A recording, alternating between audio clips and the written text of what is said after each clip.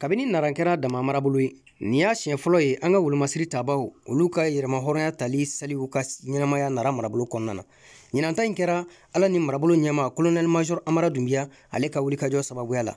ɲinanta hukumu kɔnɔna na fɛn caman yirala narakaw la i n'a fɔ farikolo ɲɛnajɛ ale bolofara bɛɛ lajɛlen fo ka taa se seko ani dongo bolofara bɛɛ lajɛlen ma. nara marabolo ɲɛma colonel major Amara Dunbiya a ye laseliw kɛ a kɛnɛ kan an ka jɛ k'a ka kumaw lamɛn. kabini nara kɛra région ye nin y'a siɲɛ fɔlɔ ye an ka 20 janvier fêté. bon foli bɛ armée fana ye bi finitigɛlamaw su fɛ tile fɛ u bɛ nɔ ka malidenw lakana nara région yɛrɛ kɔnɔ yaasa basigi bɛna cogoya min na bi bi na alhamdulillah basigi bɛ ka na yaasa fɛngɛ population narakadenw u bɛ se ka u ka baaraw kɛ cogoya min na n'o ye sɛnɛ baaraw ye n'o ye baganmara baaraw ye k'a sɔrɔ u ma gɛrɛgɛrɛ sɔrɔ. kɛnɛ in bonya n'a karama kama wasabulo min bɛ yen nɔ Mali kɔnɔna na ni o ye CNT ye a tɔnden honorable Ɲame Sumale ale yɛrɛ fana ye wulikajɔ sabati walasa a bɛ se ka ye ɲinanta in kɛnɛ kan cogoya min a yɛrɛ ye laseliw kɛ an ka jɛ k'a ka kumakaw lamɛn. 20 janvier tun tɛ fêté nara kɛra région ye sisan nɔ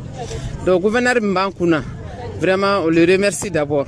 20 janvier in diyara a diyara bon mɔgɔw bɔra fan bɛɛ fɛ les militaires la minnu bɛ yan na k'a lakana an ka foli b'u ye su ni tile u bɛ wulikajɔ de la su ni tile naran kɔnɔna na naran kɔfɛ fan bɛɛ ils sont partout donc ne nisɔndiyalen don bi ne wasalen don bi naran kɔnɔna na. a kɛra nisɔndiya belebele narakaw bolo Umu Konare ale ye foli kɛ ka ɲɛsin wolomasiri tabaw bɛɛ lajɛlen ma. yarabi yama ala ka kisi k'u ye ka tanga k'u ye k'u don jugu kalo dibi la yarabi yama minnu tora faso kungo la ala ka ɲininu na ala ka yafa k'u ma ala k'u fara seyidu su kan.